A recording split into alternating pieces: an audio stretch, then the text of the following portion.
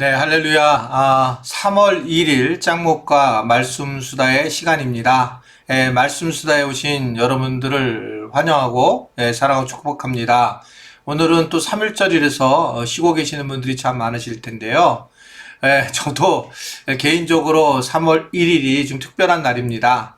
제 아내 생일인데, 오늘 제 아내 생일인데 제가 이렇게 저희 아내 잠깐 소개해도 될지 모르겠습니다. 이런 기회가 많지 않으니까 또 예배 중에 할 수도 없으니까 이제 여기서 함께 제 아내에 대한 이야기를 나누고 말씀을 짧게 나누도록 하겠습니다. 허락하시겠어요? 저는 이제 대학교 4학년 때 그 아내와 결혼을 하게 됐고, 그때 아내는 정의여고 수학 선생님이었죠. 어떻든 간에 이렇게 이루어질 수 없는 그런 관계였고, 아내는 그렇게 또 믿음이 좋지 못한 상황이었고, 대학교 다니면서 신앙생활을 하게 되었어요. 하나님의 어떤 부르심이 있어서 신앙생활을 하게 되었고, 그래서 목회자의 아내로서는 전혀 준비되지 않은 그런 사람이었습니다. 그리고 무엇보다 이제 수학을 참 좋아해서, 가르치는 걸 좋아해서 잘 가르치고, 또 이 부분에 대해서는 제가 봐도 제일 탁월한 그런 선생님이었다라고 저도 기억을 하고 있어요. 어떻든 제 아내가 이제 목회자의 아내로서 이제 그 삶을 살아가고, 그러면서 이제 당혹한 것도 많아요. 왜냐면 교회라는 게 이성적이지 않잖아요. 근데 이제 저희 아내는 교회도 잘 몰랐고, 게다가 또 수학을 공부하고, 이제 그러면서 이성적인 것에 대한 관심이 참 많았고, 그러면서 이 교회가 상식적인지에 대한 이런 부분들에 대한 관심도 많았던 것 같아요. 지금 보니까 되게 미안한 게 많습니다. 그래서 이제 결국은 그 서울에서 학교를 잘 다니던 사람을 이제 다니게 못하고, 어떻든 간에 이제 또 몇 년만 더 하면 연금을 받을 수 있는데 그걸 포기하고 수원에 오게 됐고, 수원에서 이제 교회를 개척하고 건축하는데, 지금 생각해보니까 거의 기적같이 저의 이야기를 듣고 따라와준 이제 그런 귀한 아내라는 생각을 이제서야 좀 제가 철들면서 하고 있어요. 그러면서 이제 저희 아내가 와가지고 이곳에 와서 함께 더불어 청년부도 맡으면서 도와주었고, 교회를 같이 세워나갔죠.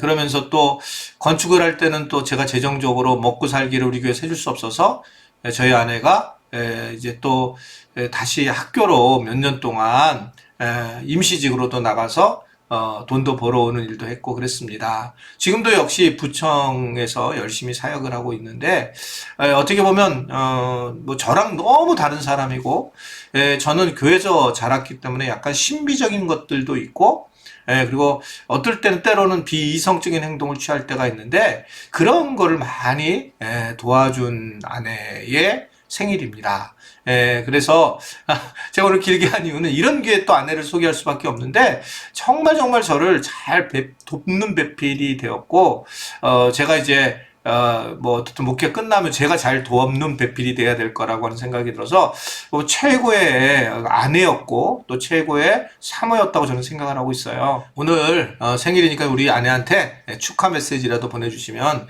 감사하겠습니다. 자, 길었는데 죄송해요. 자, 오늘 우리에게 주신 하나님의 말씀은 베드로후서 1장 1절부터 11절의 말씀입니다. 하나님 말씀을 보시겠습니다. 예수 그리스도의 종과 사도인 시몬 베드로는 우리 하나님과 구주 예수 그리스도의 의를 힘입어 동일하게 보배로운 믿음을 우리와 같이 받은 자들에게 편지하노니, 하나님과 우리 주 예수를 알므로 은혜와 평강이 너희에게 더욱 많을지어다. 그의 신기한 능력으로 생명과 경건에 속한 모든 것을 우리에게 주셨으니, 이는 자기의 영광과 더불어서 우리를 부르신 자를 알므로 말미암음이라. 이로써 그 보배롭고 지극히 큰 약속을 우리에게 주사, 이 약속으로 말미암아 너희로 정욕을 인하여 세상에서 썩어질 것을 피하여 신의 성품에 참여하는 자가 되게 하려 하셨으니, 이러므로 너희가 더욱 힘써 너희 믿음의 덕을, 덕의 지식을, 지식의 절제를, 절제의 인내를, 인내의 경건을, 경건의 형제 우애를, 형제 우애의 사랑을 공급하라. 이런 것이 너희에게서 흡족한즉 너희로 우리 주 예수 그리스도를 알기에 게으르지 않고 열매 없는 자가 되지 않게 하려니와, 이런 것이 없는 자는 소경이라 원시치 못하고 그의 옛죄를 깨끗게 하심을 잊었느니라. 그러므로 형제들아, 더욱 힘써 너희 부르심과 택하심을 굳게 하라. 너희가 이것을 행한즉 언제든지 실족지 아니하리라. 이같이 하면 우리 주 곧 구주 예수 그리스도의 영원한 나라에 들어감을 넉넉히 너희에게 주시리라. 오늘 말씀을 보시게 되면 이 오늘 말씀을 전한 사람은 베드로죠. 베드로는 예수님에게 은혜를 경험하면서 그가 믿음에 대한 부분에 대해서 굉장한 하나님의 주신 어떤 그 감동을 겪은 것 같습니다. 그래서 오늘도 보면 이 믿음에 대해서 보배로운 믿음을 하고 라고 말씀을 하고 있어요. 1절에 보면 보배로운 믿음을 우리와 함께 받은 자들에게 편지를 한다 라고 이렇게 말씀하고 있습니다. 믿음을 주님이 주시는 것인데 그 믿음은 보배와 같다라고 얘기를 하고 있는 거예요. 이런 고백 참 대단한 고백이죠.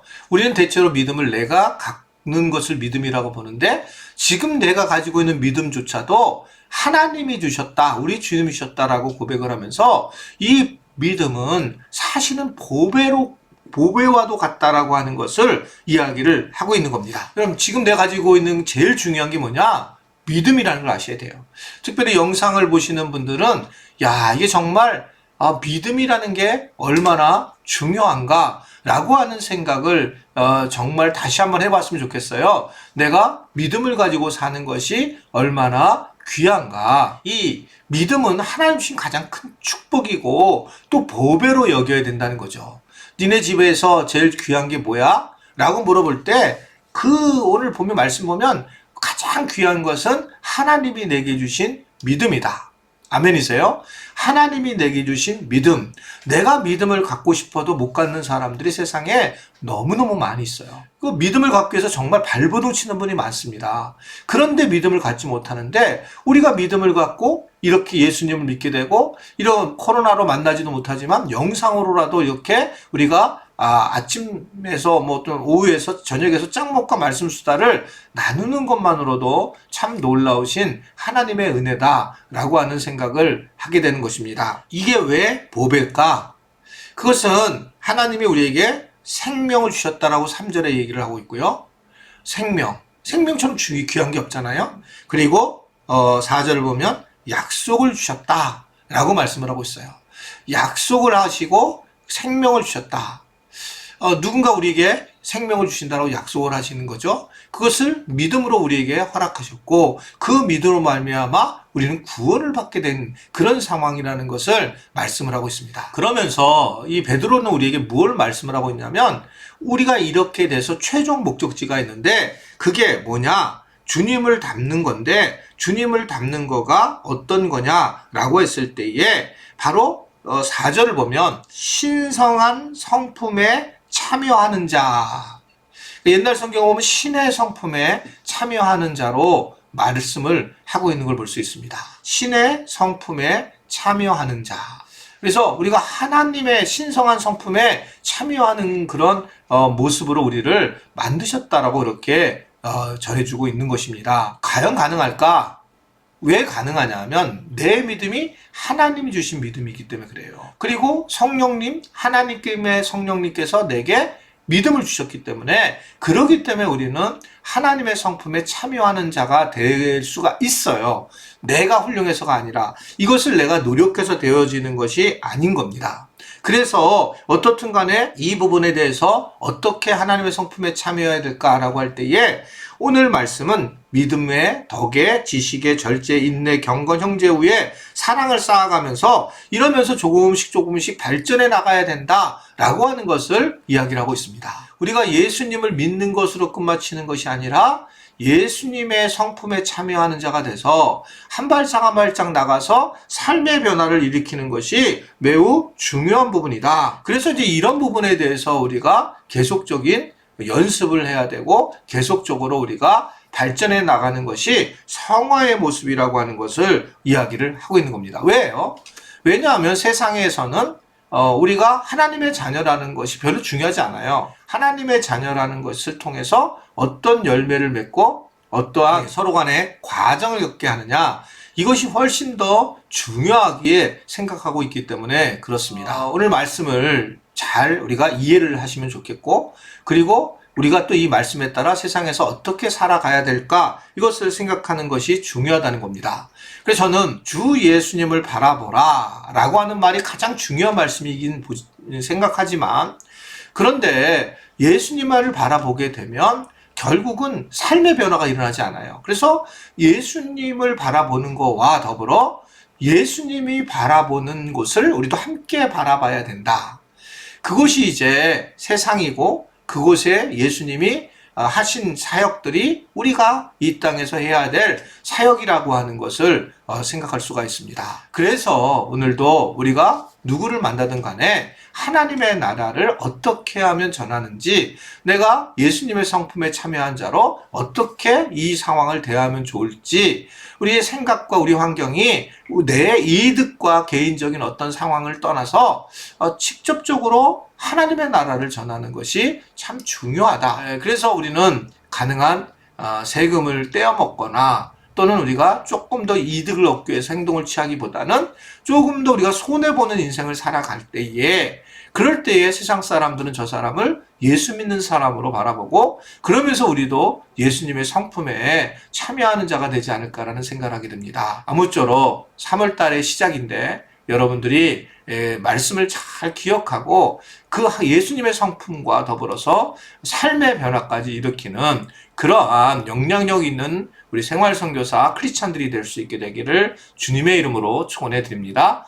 기도하겠습니다. 하나님 아버지, 오늘도 말씀으로 시작하게 하시니 감사합니다. 3월 첫날을 시작하는 귀한 종들을 축복하여 주시고, 이 3월 첫날에 주시는 은혜를 누리면서 하나님께 영광을 돌리는 삶을 살아갈 수 있도록 은총을 베풀어 주시옵소서. 오늘도 그 은혜 안에 거하는 그런 시간이 되게 하시고, 말씀을 가슴에 품고 하루를 살아가고, 많은 사람들에게 그 말씀을 현실화되게 할 수 있는 그러한 우리 모든 지체들이 되도록 축복하여 주옵소서. 예수님의 이름으로 기도드리옵나이다. 아멘.